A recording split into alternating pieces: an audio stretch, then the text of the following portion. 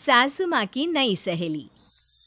प्रिया kitchen में चाय बना रही होती है और सुमन ड्राइंग रूम में बैठकर मजे से टीवी देख रही होती है। तभी दरवाजे की घंटी बजती है। प्रिया, जरा देखना तो कौन आया है। देखती हूँ मम्मी जी। प्रिया दरवाजा खोलती है तो सामने पड़ोस वाली विमला आंटी खड़ी होती है। नमस्ते आंटी जी, कैसी हैं आप? मैं तो बिल्कुल ठीक हूँ बेटा, पर तेरी सास को क्या हुआ है? आजकल कहीं दिखती ही नहीं है। जब देखो तब टीवी के आगे जमी रहती है। अंदर तो आइए आंटी। अरे ओ दीपक की अम्मा, कहाँ हो?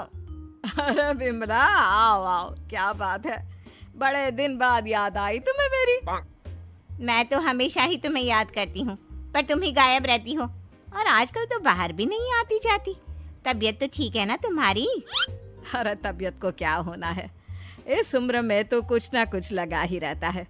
मेरी छोड़ो, तुम ये बताओ कि क्या चल रहा है गली मोहल्ले में। तुम गली मोहल्ले की छोड़ो, चल तो तुम्हारे पड़ोस में रहा है। तुम्हारी नई सहेली आई है। मेरी कौन सी नई सहेली? मैं तो यहाँ बस तुमसे बातचीत कर लेती हूँ या फिर बाजू वाली शर्मा की बहू से दो चार बातें कर लेती हूँ। इसीलिए तो कहा कि तेरी नई सहेली आई है। अब कोई पड़ोस में आया है तो बात तो होनी ही है।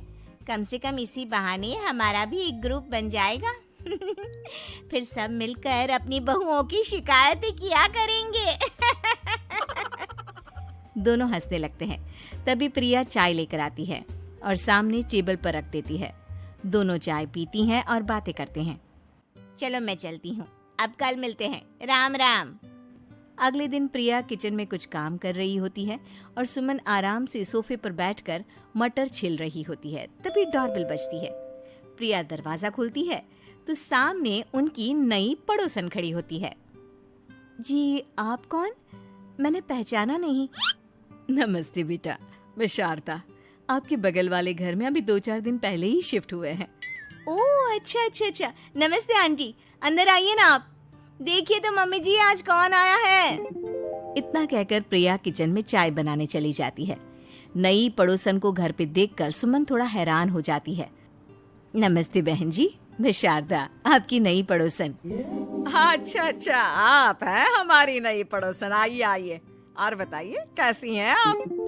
जी बिल्कुल ठीक हूँ। वो दरअसल घर पर छोटी सी पूजा रखवाई थी, बस उसी का प्रसाद देने चली आई। सोचा इसी बहाने नए पड़ोसियों से भी मुलाकात हो जाएगी। ये तो बहुत अच्छा सोचा आपने। सुमन प्रिया को आवाज लगाती है। अरे ओ बहू, जरा चाय पानी का तो आके पूछ लो। ये आजकल की बहुएं भी ना, जब तक बोलो नहीं तब तक कुछ नहीं करेंगी। आई मम्मी जी। प्रिया चाय लेकर आती है। दोनों बैठकर चाय पीती हैं और खूब सारी बातें करती हैं।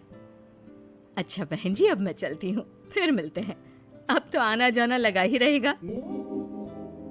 शारदा के जाने के बाद प्रिया किचन से बाहर आती है। क्या बात है मम्मी जी, आप दोनों को देखकर तो लगा ही नहीं कि पहली बार मिल रही हो। आप दोनों तो बिल्कुल बिछड़ी हुई सहेलियों की तरह बातें कर रही थी। अरे जब दो औरतें मिल जाती है ना, तो बातें अपने आप ही निकल आती है। अब तू अपने काम पर ध्यान दे, बातों पे नहीं।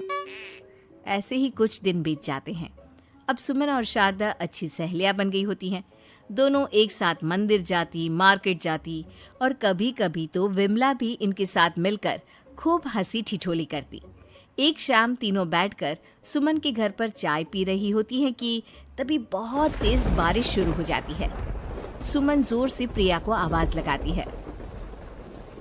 प्रिया, ओ प्रिया, देख कितनी तेज बारिश हो रही है।